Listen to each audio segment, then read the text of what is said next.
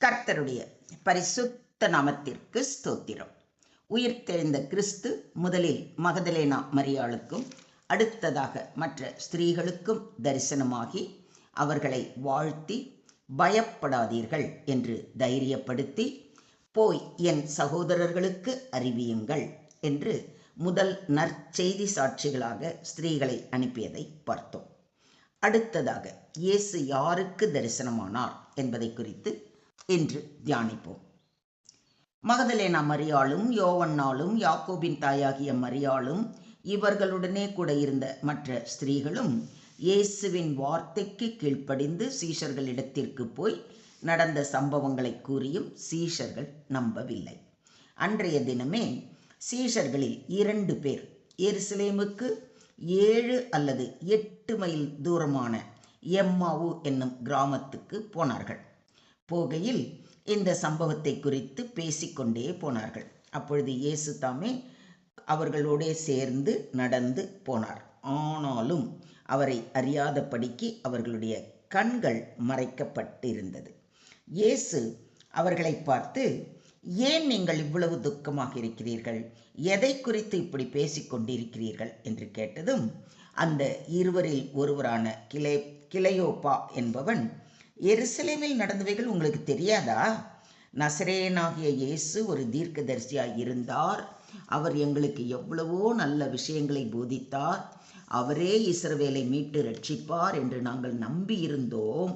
ஆனால் பிரதான ஆசாரியரும் அதிகாரிகளும் அவரை சிலுவையில் அறைந்து விட்டார்கள். இது நடந்து 3 நாள் ஆகிறது. இன்று எங்களைச் சேர்ந்த ஸ்திரீகள் கல்லறைக்கு போய் பார்த்து, அங்கு அவர் சடலம் இல்லை, அவர் உயிர்த்தெழுந்தார் என்று சொன்ன தேவதூதரை தரிசித்தோம் என்றும் சொன்னார்கள். எங்களால் இதை எதையும் நம்ப முடியவில்லை என்றார். உடனே கிறிஸ்து, இவ்விதமாக பாடுபடவும் தமது மகிமையில் பிரவேசிக்கவும் வேண்டியதில்லையா என்று சொல்லி, மோசே முதலிய சகல தீர்க்க தரிசிகளும் எழுதின வேத வாக்கியங்களில் இயேசுவை குறித்து சொன்ன எல்லாவற்றையும் அவர்களுக்கு விவரித்து காண்பித்தார். இந்நிலையில் அவர்கள் கிராமத்துக்கு சமீபமானவுடன் சீஷர்கள் 2 இயேசுவை தங்களுடனே கூட தங்கும்படி அழைத்து சென்றனர். அங்கு அவர்கள் பந்தி இருக்கையில் இயேசு அப்பத்தை எடுத்து ஆசீர்வதித்து அதை பிட்டு அவர்களுக்கு கொடுத்தார். அப்பொழுது அவர்களுடைய கண்கள் திறக்கப்பட்டு அவரை அறிந்தார்கள். உடனே அவர் அவர்களுக்கு மறைந்து போனார். உயிர்த்தெழுந்த கிறிஸ்துதான் தம்மோடு இவ்வளவு நேரம் வேத வாக்கியங்களை விவரித்து கூறியது என்பதை உணர்ந்த அந்நேரமே அவர்கள் திரும்ப எருசலேம் வந்து சீஷர்களுக்கு அறிவித்தார்கள். உயிர்த்தெழுந்த கிறிஸ்து 3வதாக தரிசனம் கொடுத்தது எம்மாவூருக்கு சென்ற 2 சீஷர்களுக்கு. இதிலிருந்து நாம் கற்றுக்கொள்ள வேண்டிய பாடத்தை பார்ப்போம். சீஷர்கள் மிகுந்த மனசோர்வில் இருந்தனர். மனம் உடைந்து நம்பிக்கை இழந்து நடந்தார்கள். ஆனால் இயேசு அவர்களுடனே தான் நடந்தார். நாமும் நம் வாழ்க்கையில் பல நேரங்களில் சோர்வுடன் நம்பிக்கை இழந்து தனிமையில் இருப்பதாக உணர்கிறோம். ஆனால் அங்கும் நம்மை கைவிடா நேசர் நம் பக்கத்தில்தான் இருக்கிறார். இயேசு வேதாகமத்தில் உள்ள தீர்க்க தரிசனங்களை எடுத்துரைக்கும் பொழுது அவர்கள் உள்ளத்தில் கொழுந்துவிட்டு எறிவது போல் இருந்தது என்று கூறுவதை வாசிக்கிறோம். நாம் வேத வசனங்களை ஆழமாக வாசித்து தியானிக்கும் பொழுது நம் இருதயத்திலும் கொழுந்துவிட்டு எறிவதை நம்மால் உணர முடியும். இயேசு அப்பத்தை பிட்டபோது அவர்கள் கண்கள் திறந்தது.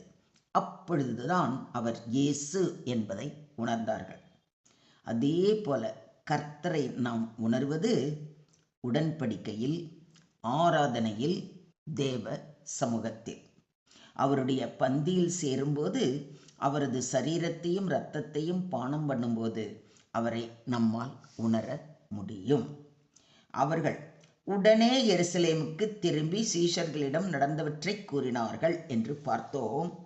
உண்மையான கிறிஸ்தவை சந்தித்தவர்கள் ஒருபோதும் சும்மா இருக்க மாட்டார்கள். அவரது நற்செய்தியை அறிவிக்க ஓடுவார்கள். சீஷர்கள் அவரே இஸ்ரவேலை மீட்டு ரட்சிப்பார் என்று எதிர்பார்த்தோம் என்று கூறுவதை கவனியுங்கள். அவர்கள் இயேசுவை அரசியல் மீட்பராக எதிர்பார்த்தனர். இந்த இஸ்ரவேலுக்கு அவரே ராஜாவாக வந்து ஆட்சி செய்து அவங்க ஜனங்களெல்லாம் காப்பாற்றுவார் அப்படின்னு நினச்சாங்க. ஆனால் தேவனின் திட்டம் ரட்சிப்பாக இருந்தது. நாம் பல நேரங்களில் நம் எதிர்பார்ப்பை தேவன் நிறைவேற்றுவார் என்று காத்திருப்போம். ஆனால் தேவனின் திட்டம் நம் எதிர்பார்ப்பை விட மேலானது, எப்போதும் சிறந்தது. இதை விசுவாசிக்கிறீங்களா? சுருக்கமாக சொல்வதானால், நம்பிக்கை இழந்து குழப்பமான சூழலில் நாம் இருந்தாலும் தேவன் நம்மோடு இருக்கிறார். வேதாகமத்தின் மூலம் பேசுகிறார். எனவே எப்பேற்பட்ட சூழலாக இருந்தாலும் தேவன் நம் பக்கத்தில் இருக்கிறார், பாதுகாக்கிறார், பராமரிக்கிறார் என்ற பரிபூர்ண விசுவாசத்துடன் தினமும் அவரது வார்த்தைகளை வாசித்து தியானித்து அதன்படி நடக்க வேண்டும். நாம் அவருடைய நாம மகிமைக்கு சாட்சியாக வாழ வேண்டும்.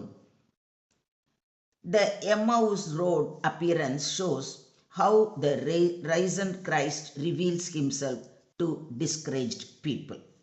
He walks with us even when we feel hopeless. He explains scripture, making our hearts burn within us. He is revealed in fellowship, that is breaking of bread. A true encounter leads to transformation and witness. From discouragement to revelation, from revelation to mission. Do you believe this? ஸ்தோத்திரம் ஆண்டவரே, ஸ்தோத்திரம் கர்த்தாவே, ஸ்தோத்திரம் ஸ்தோத்திரம் ஸ்தோத்திரம் அப்பா. துதிகளின் மத்தியில் வாசம் செய்யும் எங்கள் தேவாதி தேவனே, உம்மை நன்றியோடு துதிக்கிறோம், ஸ்தோத்திரிக்கிறோம் அப்பா. அன்பான பரலோக தந்தையே, எம்மாவூர் சீஷர்களுக்கு தங்களை வெளிப்படுத்தினது போல எங்கள் வாழ்க்கையிலும் தங்களை வெளிப்படுத்தும் கிருபையை அருள வேண்டுகிறோம். எங்கள் மன சோர்வுகளிலும் குழப்பங்களிலும் நீர் எங்களுடன் நடக்கிறீர் என்பதை உணரச் செய்ய வேண்டுகிறோம். உமது வார்த்தையை புரிந்து கொள்ளும் அறிவையும் உம்மை உணரும் இருதயத்தையும் எங்களுக்கு தாரும். எங்கள் வாழ்க்கை உம்மை சாட்சியாக அறிவிக்கும்படியாக மாற்றும். தினமும் உம்முடைய பாதம் அமர்ந்து உமது வார்த்தைகளை வாசித்து தியானித்து அதன்படி நடக்கிற பிள்ளைகளாக நாங்கள் எப்பொழுதும் இருக்க வேண்டி எங்களை முற்றிலுமாக தாழ்த்தி உம்முடைய கரங்களிலே ஒப்பு கொடுக்கிறோம். நீங்க பொறுப்பெடுத்துக்கோங்க, நீங்க வழி நடத்துங்க. சகல துதி கன மகிமை யாவையும் ஒருவருக்கே செலுத்துகிறோம். மீட்பர் இயேசுவின் மூலம் ஜெபம் கேளும் எங்கள் ஜீவனுள்ள தகப்பனே, ஆமென்.